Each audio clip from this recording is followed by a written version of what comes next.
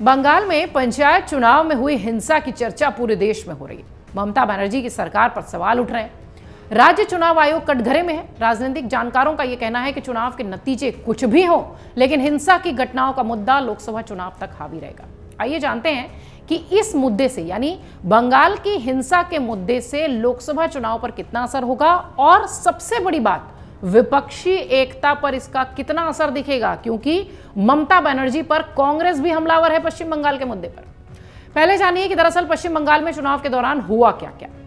शनिवार 8 जुलाई को पश्चिम बंगाल की 63,229 ग्राम पंचायत, 928 जिला परिषद और 9,730 पंचायत समिति की सीटों पर वोटिंग हुई। इस बीच पूरे राज्य में जमकर हिंसा हुई। हिंसा में 16 लोगों की हत्या कर दी गई। 500 से ज्यादा लोग इसमें घायल हुए हैं। कूच बिहार में पोलिंग बूथ में तोड़फोड़ के बाद उपद्रवियों ने बैलेट पेपर में आग लगा दी। राजनीतिक दलों के समर्थकों ने एक दूसरे पर बमबाजी तक की। सोमवार को राज्य चुनाव आयोग ने 19 जिलों के 696 बूथों पर फिर से वोटिंग कराई।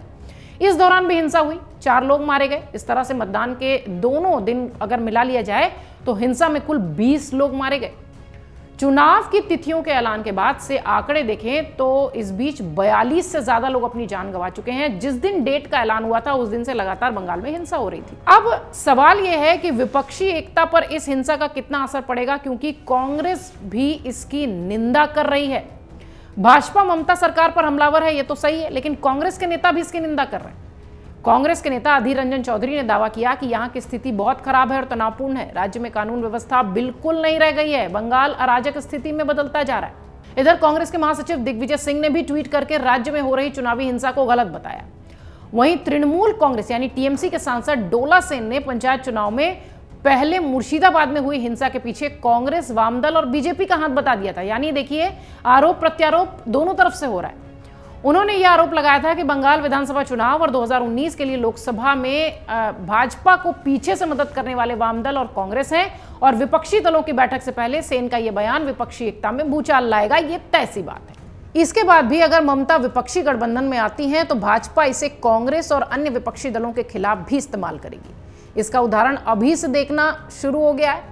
मंगलवार को भाजपा के प्रवक्ता ने कहा कि अगर यह दृश्य बीजेपी शासित राज्य में देखने मिला होता तो अब तक हाहाकार मच गई होती। राहुल गांधी कहां है, मोहब्बत की दुकान खोलने वाले थे। संबित पात्रा ने यह भी कहा कि विपक्ष के वो नेता जो हाथ पकड़ पकड़ कर राज्यों में खड़े होते थे, अब कहां है?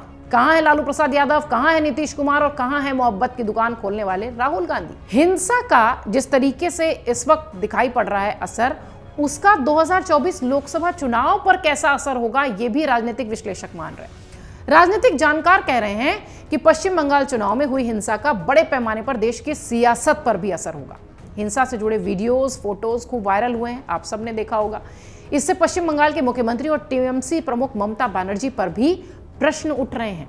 इसके बाद सियासी जानकार कहते हैं कि बंगाल चुनाव में हुई हिंसा का उदाहरण भाजपा पूरे देश में देती दिखाई पड़ेगी, और इसे केवल टीएमसी नहीं बल्कि गठबंधन के खिलाफ प्रचार में इस्तेमाल कर सकती है।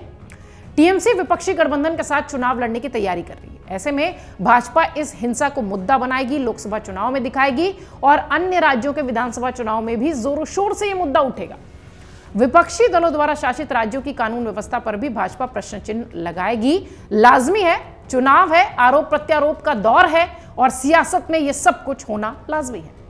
इससे बंगाल का नाम सबसे जोरों शोर से लिया जाएगा हिंसा के क्षेत्र में। अब इसके साथ ही राजस्थान, पंजाब, छत्तीसगढ़, बिहार जैसे जो राज्य होंगे, वहां की कानून व्यवस्था को लेकर भी भाजपा शुरू से ही उंगली उठाती रही है। अब बंगाल में यह हिंसा हो गई है तो अब कानून व्यवस्था का भाजपा बड़ा चुनावी मुद्दा बनाकर इस्तेमाल करेगी, और होना भी चाहिए। राजनीति ऐसे ही होती है।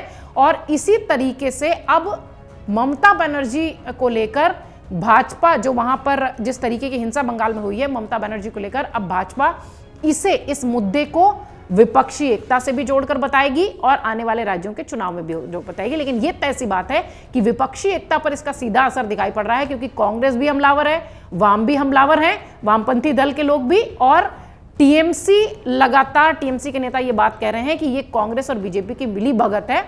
अब देखिए कि विपक्षी एकता का जो एक कह लीजिए कि छतरी तैयार हो रही थी, जिसमें ममता बनर्जी को मुख्य रूप से शामिल किया जा रहा था, सामने किया जा रहा था, अब उसमें यह मुद्दा बहुत मायने रखेगा।